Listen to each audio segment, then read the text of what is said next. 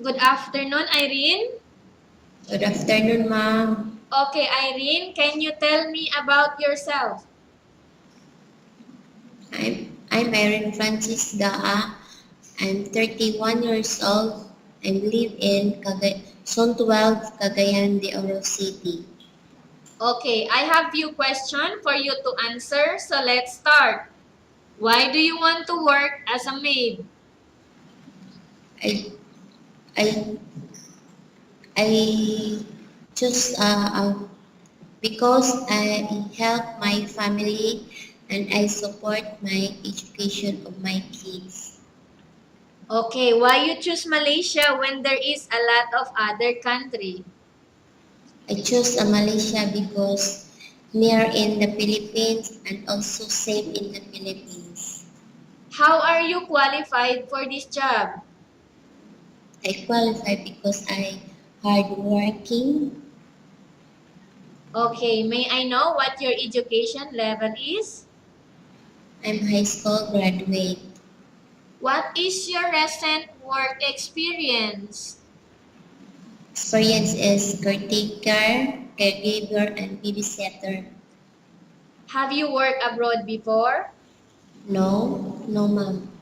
Do you have experience of taking care of baby? Yes, How old? 1 years old. How about elderly people? 95 years old. Okay. Do you have any other special skills? No. Are you willing to learn new skills? Yes, ma'am. Are you willing to work with the family where the mother-in-law or any relative stay together? Yes, ma'am. Currently, are you still working now? No. Do you know how to cook? Yes, ma'am. What sort of food can you cook? Filipino food, ma'am. How about Chinese food, European, Indian, and Malay food? No, ma'am. Are you willing to learn? Yes, ma'am. Are you aware that you will have to do washing, cleaning, ironing, and cooking? Yes, ma'am. From all the house chores like washing, cleaning, ironing, and cooking, which do you like most? Cleaning, ma'am. Okay. If ever you were selected to work in Malaysia, who will take care of your kid? My husband and my mother.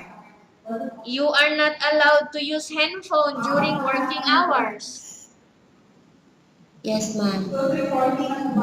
You are only allowed to use handphone after you finish all the works and when going to bed. Yes, ma'am.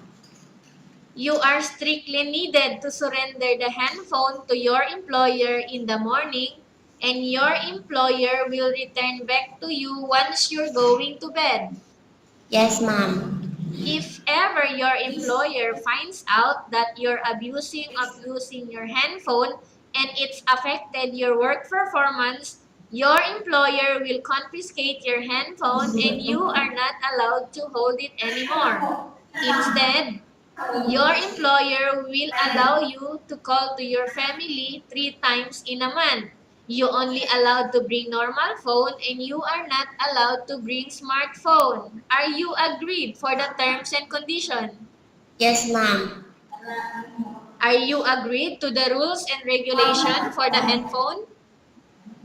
Yes, ma'am. How many years is the contract as you agreed and understands? 2 years, ma'am. Can you describe for me your ethics, your attitude? Hardworking, helpful, uh, honest.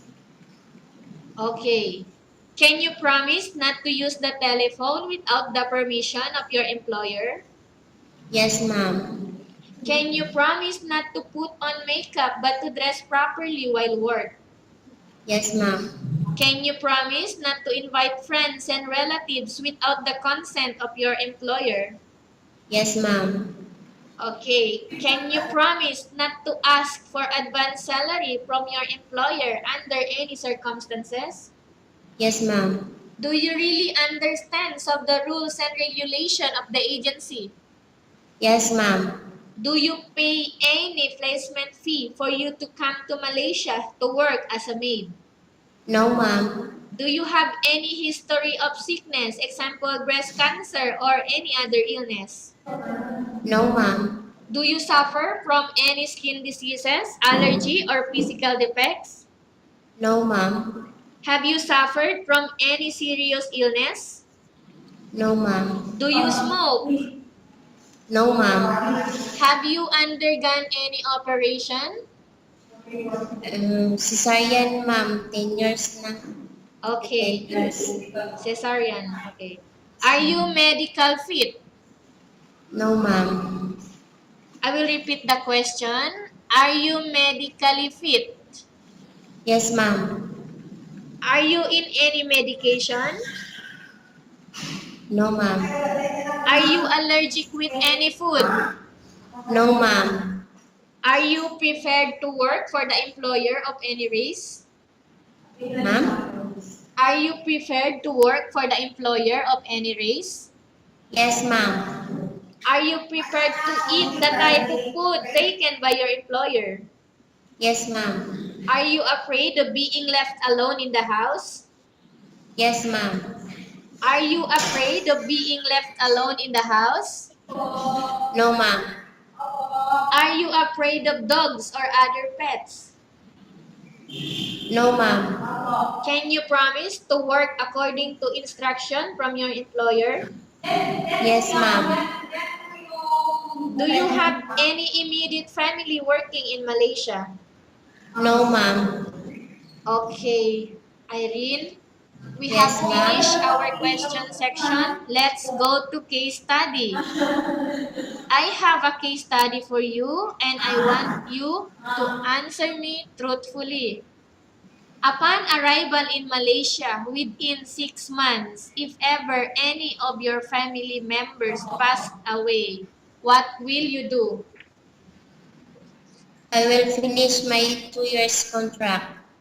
Okay, tell us about yourself and why do you want to work in Malaysia as domestic helper? I'm Aaron Francis. I'm Aaron Francis. I'm Aaron Francis Ga. I choose me. I will give my all the best. I give you my effort. I'm faithful. I'm hard working. Okay, I'm honest. Irene, what Yes, do you ma'am. want to tell to your employer who are watching your video right now? Hi, ma'am. I'm I'm Erin Francis Gaa. I live in Cagayan de Oro City. You choose me, I will give you my effort and I will promise you I will not give you a problem in your house and I promise you I'm hardworking. Okay, thank you very much, Irene. We will update to your agency if there is any selection made by the employer. Yes, ma'am. Thank you, ma'am.